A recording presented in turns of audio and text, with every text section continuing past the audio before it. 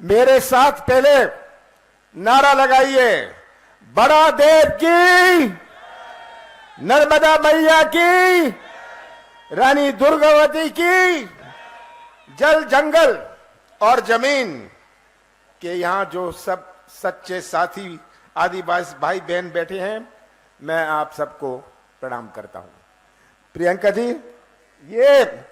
जी, यही सही हमारे साथी हैं, हमारे जल जंगल और जमीन जिनका पहला अधिकार है, जिनका वो ये साथी यहां उपस्थित हैं। जय सेवा, जय जोहार, जय आदिवासी। मैं देश के आदिवासी महामानवों को प्रणाम करता हूं। मैं भगवान बिरसा मुंडा को प्रणाम करता हूं। मैं रानी दुर्गावती को प्रणाम करता हूं। रघुनाथ शाह को प्रणाम करता हूं। शंकर शाह को प्रणाम करता हूं। टांटिया मामा को प्रणाम करता हूं। बादल भाई को प्रणाम करता हूं। भीमा नायक को प्रणाम करता हूं। खाजिया नायक को प्रणाम करता हूं। सीताराम कंवर को प्रणाम करता हूं। रघुनाथ सिंह जी को प्रणाम करता हूं। सब हमारे देश के, केवल इधर के नहीं, हमारे देश के आदिवासी नेताओं को मैं प्रणाम करता हूं। बहुत खुशी हुई आप सबके बीच में आकर। बहुत पुराना संबंध है।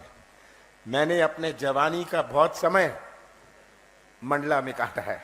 आप सब, जब मैं देखता हूं इतने सारे चेहरे, इतने सारे पुराने चेहरे जो मेरे साथ उस समय लगा रहते थे, भाइयों बहनों, याद है आपको?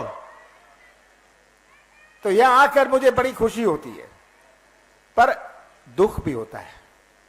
आज क्या हालात है हमारे प्रदेश के, हमारे मंडला के, हमारे नौजवानों के भविष्य का क्या हाल है भ्रष्टाचार का।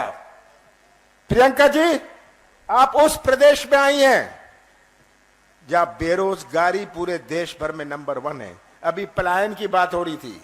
हमारी माताओं और बहनों ने कितने प्यार से अपने बच्चों को पाला पोसा है, और आज का नौजवान जो निराश चेहरे हैं इनके, इनमें हमें मुस्कुराहट लानी है। प्रियंका जी, आप उस प्रदेश में आए हैं जो सबसे भ्रष्ट प्रदेश है देश में। सही बात है, भ्रष्टाचार। आप सब यहां बैठे हैं, आप भ्रष्टाचार के शिकार हैं या भ्रष्टाचार के गवाह हैं? क्या हाल है भ्रष्टाचार का? पैसे दो, काम लो। 50 एकड़ जमीन है, पैसे दो और गरीबी रेखा में नाम लिखा लो। सही बात है ये आज हालात भ्रष्टाचार के हैं।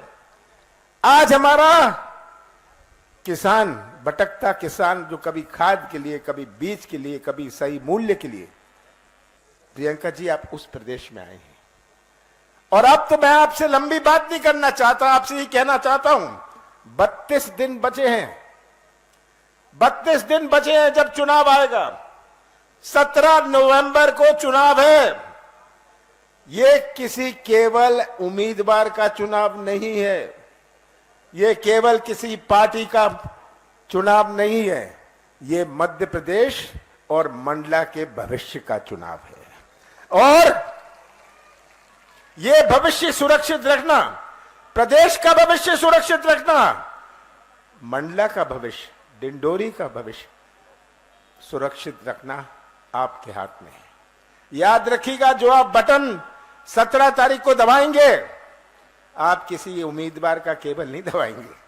वो बटन जो आप दबाएंगे वो हमारे नौजवान, हमारे आगे आने वाली पीढ़ियों का भविष्य दबाएंगे। ये बात आपको समझनी है। बहुत सारे गुमराह करने आएंगे। 18 साल शिवराज सिंह जी ने राज किया, मैं भी था मुख्यमंत्री 15 महीनों के लिए।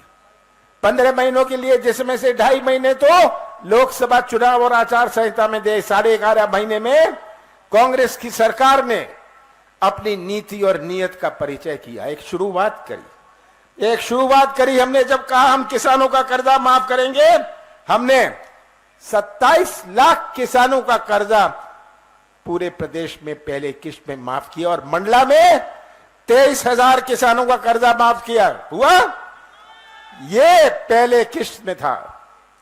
कौन सी गलती करी मैंने?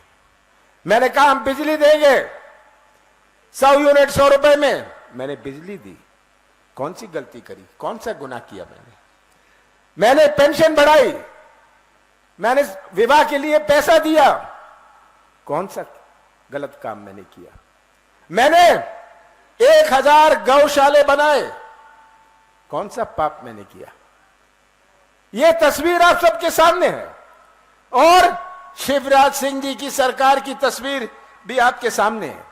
आज इतनी 13 सालों से चल रही है ये मंडला जबलपुर की सड़क, आज भी ये अधूरी है। यहां कोई रेल, सही रेल या सड़क की सुविधा नहीं है।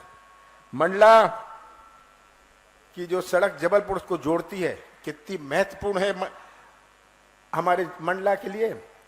आज हम नर्मदा के किनारे हैं पर पेयजल की समस्या है, कितनी शर्म की बात है। नर्मदा के किनारे और पेयजल की समस्या, सरकारी कार्यालय मंडला में बंद होने लग गए, ये आप जानते हैं, आप गवाह हैं।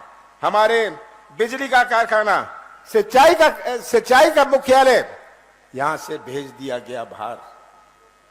ये तस्वीर आप सबके सामने है और मैं तो ये कहूंगा कि शिवराज सिंह जी से एक प्रश्न पूछता हूं। शिवराज सिंह जी, आपने दिया क्या? आपने दिया क्या, मैं पूछना चाहता हूं। आपने महंगाई दी, आपने भ्रष्टाचार दिया, आपने बेरोजगारी दी। शिवराज सिंह जी, आपने तो घर घर में शराब दी, ये शिवराज सिंह जी ने किया। और ये तस्वीर आप सबके सामने है। बहुत पुराना संबंध है आप सबके साथ, बहुत पुराना संबंध है और मैं आपको आज वचन देना चाहता हूं कि पेशा कानून जो इन्होंने 18 साल बाद लागू किया, इसके जो नियम है आप बनाएंगे। नियम हम नहीं बनाएंगे, सरकार नहीं बनाएगी, आप ऐसे नियम बनाएंगे ताकि आपको आपका अधिकार मिले। हम विश्व आदिवासी दिवस जो मैंने पहले इसकी घोषणा करी थी और चालू किया था, इसको फिर से चालू करेंगे। हम इसकी छुट्टी तो होगी पर जगह जगह विश्व आदिवासी दिवस का हम उत्सव मनाएंगे। हम बैकलॉग भर्ती, इतनी सारी भर्ती बैकलॉग में है, हम बैकलॉग भर्ती पूरी करेंगे।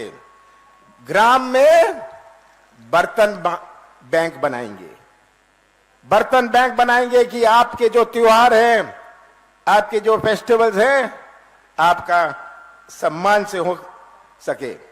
जितने भी वन अपराध के केस हैं, इनको हम वापस लेंगे। और ये मैं कहना चाहता हूं, जिनको अपात्र इन्होंने कर दिया था, इन्होंने यहां 3200 पट्टों को निरस्त को स्वीकार नहीं किया। कांग्रेस की सरकार आएगी, मैं आपकी समिति बनाऊंगा, सरकारी समिति नहीं। प्रदेश चलाना है, आपको चलाना है। और मैं नौजवानों से कहना चाहता हूं, सबसे बड़ी चुनौती हमारे मध्य प्रदेश में, सबसे बड़ी चुनौती हमारे मंडला डिंडोरी में हमारे नौजवानों का भविष्य है।